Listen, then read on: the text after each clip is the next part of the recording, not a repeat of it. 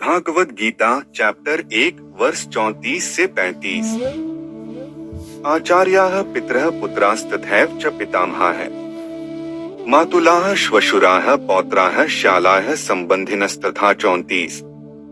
एतान्न हन्तुमिच्छामि नतोपि मधुसूदन अपि त्रैलोक्यराज्यस्य हेतोः किनु मही कृते 35। हे मधुसूदन, जब आचार्यगण, पितृगण, पुत्र, पितामह, मामा, पौत्र, ससुर, भांजे, साले और अन्य संबंधी अपने प्राण और धन का दाव लगाकर यहाँ उपस्थित हुए हैं, यद्यपि वे मुझ पर आक्रमण भी करते हैं, तथापि मैं इनका वध क्यों करूं? यदि फिर भी हम धृतराष्ट्र के पुत्रों का वध करते हैं, तब भले ही इससे हमें पृथ्वी के अलावा तीनों लोक भी प्राप्त क्यों न होते हों, तब भी उन्हें मारने से हमें सुख कैसे प्राप्त होगा? द्रोणाचार्य और कृपाचार्य अर्जुन के गुरुजन थे और भीष्म एवं सोमदत्त पितामह, सोमदत्त का पुत्र भूरिश्रवा जैसे लोग पिता तुल्य थे। पुरोजित, कुंतीभोज, शल्य, शकुनी मामा और धृतराष्ट्र के 100 पुत्र उनके चचेरे भाई थे। दुर्योधन का पुत्र लक्ष्मण उसके पुत्र के समान था। अर्जुन युद्धस्थल पर उपस्थित अपने स्वजनों के साथ अपने संबंधों की व्याख्या कर रहा है। इस श्लोक में अर्जुन ने 2 बार अपि शब्द, जिसका अर्थ यद्यपि है, का प्रयोग किया है। प्रथम बार यद्यपि के प्रयोग का अर्थ यदि वे मुझ पर आक्रमण करते हैं, तब भी मेरी इच्छा उनका वध करने की नहीं होगी।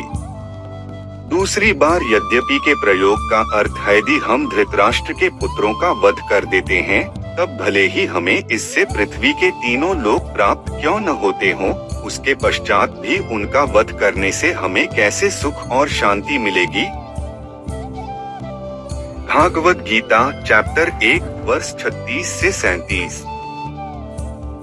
निहत्य धार्तराष्ट्रान्नः का प्रीतिः स्या जनार्दन पाप में वा श्रेयदस्मान् हत्वैतानात् तायनः 36 तस्मान्नार्हा वया हन्तु धार्तराष्ट्रान् स्वबान्धवान् स्वजनम ही कथा हत्वा सुखिनः स्याम माधव 37।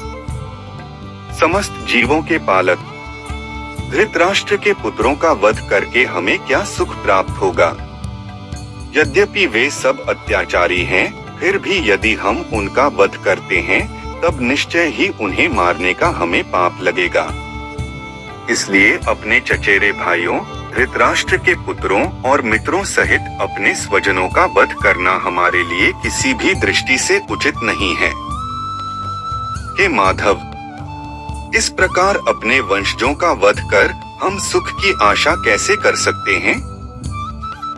पिछले श्लोक में अर्जुन 2 बार यद्यपि शब्द कहकर अपने स्वजनों का वध न करने के अपने मंतव्य को न्यायोचित ठहराता है। इसके बाद अर्जुन पुनः कहता है कि यद्यपि मैं उन्हें मार भी देता हूँ, तथापि ऐसी विजय प्राप्त करने से मुझे क्या सुख प्राप्त होगा? अधिकतर परिस्थितियों में युद्ध लड़ना और किसी का वध करना प्रायः अधर्म माना जाता है, जिसके कारण बाद में पश्चाताप और अपराध का बोध होता है। वेदों के अनुसार अहिंसा परम धर्म है और अपवाद स्वरूप कुछ विषम परिस्थितियों को छोड़कर अहिंसा पाप कर्म भी है। मा हिंस्यात् सर्वभूतानि अर्थात किसी भी प्राणी को मत मारो। यहाँ अर्जुन अपने कुटुंबियों को मारना नहीं चाहता, क्योंकि वह इसे पापपूर्ण कार्य मानता है। विशिष्ट स्मृति श्लोक 3:19 में 6 प्रकार के आताताइयों का उल्लेख किया गया है, जिनके विरुद्ध हमें अपनी रक्षा करने का अधिकार है। 1 किसी के घर को आग से जलाने वाला, 2 किसी के भोजन में विष मिलाने वाला, 3 किसी की हत्या करने वाला, 4 किसी का धन लूटने वाला, 5 पराई स्त्री का अपहरण करने वाला और 6 दूसरे का राज्य या भूमि हड़पने वाला। इन सब अत्याचारियों से अपनी रक्षा करने और इनका वध करने का सबको अधिकार है। मनुस्मृति श्लोक 8:351 में वर्णित है कि यदि कोई ऐसे अत्याचारियों का वध करता है तो उसे पाप नहीं लगता। भागवत गीता चैप्टर 1 वर्ष 38 से 39। यद्यप्येते न पश्यन्ति लोभोपहतचेतसः। कुलक्षयकृतं दोषं मित्रद्रोहे च पातम् 38 कथं न ज्ञेयं स्माभिः पापादस्मा निवर्तितुम्। कुलक्षयकृतं दोषं प्रपश्यद्भिर्जनार्दन 39। यद्यपि लोभ से अभिभूत विचारधारा के कारण वे अपने स्वजनों के विनाश या प्रतिशोध के कारण और अपने मित्रों के साथ विश्वासघात करने में कोई दोष नहीं देखते हैं, तथापि हे जनार्दन, जब हमें स्पष्टतः अपने बंधु बांधवों का वध करने में अपराध दिखाई देता है, तब हम ऐसे पापमय कर्म से क्यों न दूर रहें। यद्यपि अर्जुन वृत्ति से क्षत्रिय योद्धा था, फिर भी उसे अनावश्यक हिंसा से घृणा थी। महाभारत युद्ध के अंत में एक घटना से उसके चरित्र का यह पक्ष उजागर होता है। जब 100 कौरवों का वध हो गया था, तब गुरु द्रोणाचार्य के पुत्र अश्वत्थामा ने प्रतिशोध लेने के लिए रात्रि के समय पांडवों के शिविर में चुपके से प्रवेश किया और द्रौपदी के सोए हुए 5 पुत्रों की हत्या कर दी। अर्जुन ने अश्वत्थामा को पकड़कर उसे जानवरों की भांति बांधकर द्रौपदी के चरणों में डाल दिया। ऐसा करने पर अश्वत्थामा क्रंदन करने लगा। फिर भी पुत्रों की मृत्यु से शोकाकुल कोमल हृदया और क्षमाशीलता के गुण से परिपूर्ण द्रौपदी ने कहा कि जो भी हो, अश्वत्थामा उनका गुरु पुत्र है, इसलिए उसे क्षमा कर देना चाहिए। दूसरी ओर भीम अश्वत्थामा का तत्काल वध कर देना चाहता था। दुविधा में फंसे अर्जुन ने जब इसके समाधान के लिए भगवान श्री कृष्ण की ओर देखा,